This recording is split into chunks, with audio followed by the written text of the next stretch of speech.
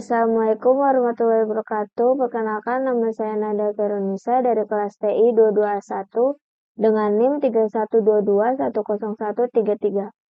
Di sini saya akan menjelaskan tentang explicit intent dan implicit intent dari mata kuliah pemrograman mobile 1. Yang pertama, explicit intent. Fungsi dari explicit intent digunakan dalam pengembangan aplikasi Android untuk memulai komponen, seperti aktivitas, layanan, atau penerima siaran, dengan merinci nama komponen target yang akan diaktifkan. Fungsi utama dari explicit intent adalah untuk secara spesifik menyatakan tujuan atau target yang akan dicapai. Dengan kata lain, explicit intent digunakan ketika Anda tahu dengan pasti komponen mana yang ingin Anda aktifkan. Manfaat dari explicit intent ada 3. Yang pertama, navigasi antar komponen.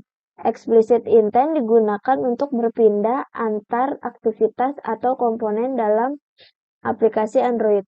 Misalnya, ketika pengguna mengklik tombol, Anda dapat menggunakan explicit intent untuk membuka aktivitas lain. Yang kedua, komunikasi antar komponen. Membantu dalam berkomunikasi antar komponen aplikasi Android.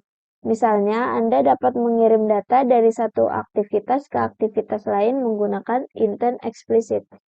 Yang ketiga, pengiriman pesan. Menggunakan pengiriman pesan dan data antar komponen aplikasi yang berguna dalam situasi di mana komunikasi antar bagian aplikasi diperlukan. Selanjutnya, saya akan menjelaskan tentang implicit intent. Fungsi dari implicit intent digunakan ketika Anda ingin meminta sistem Android untuk menemukan komponen yang mampu menangani tugas tertentu, tanpa harus secara langsung menyebutkan komponen target. Sebagai contoh, jika Anda ingin mengambil gambar dari galeri, Anda tidak perlu tahu aplikasi mana yang menyediakan layanan tersebut. Anda cukup membuat implicit intent dan meminta sistem untuk menangani permintaan tersebut. Manfaat dari implicit intent, yang pertama, fleksibilitas. Implicit intent memberikan fleksibilitas karena aplikasi tidak perlu tahu secara spesifik aplikasi mana yang akan menangani tugas tertentu.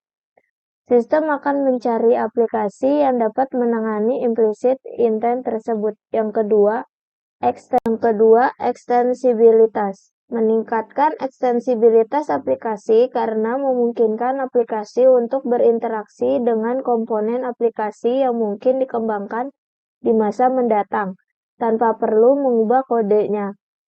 Yang ketiga, penggunaan aplikasi eksternal. Implicit intent memungkinkan aplikasi untuk menggunakan fungsionalitas aplikasi eksternal tanpa bergantung pada nama atau detail spesifik aplikasi tersebut.